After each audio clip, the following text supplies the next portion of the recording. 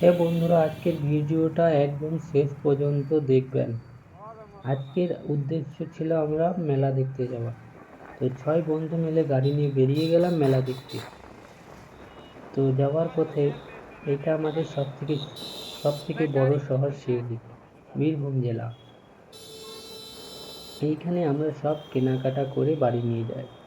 তো এই রাস্তা দিয়ে আমাদেরকে যেতে হবে কুইঠে সাপুর মেলা, বীরভূম জেলা কুইঠে সাপুর মেলা দেখতে যাওয়া।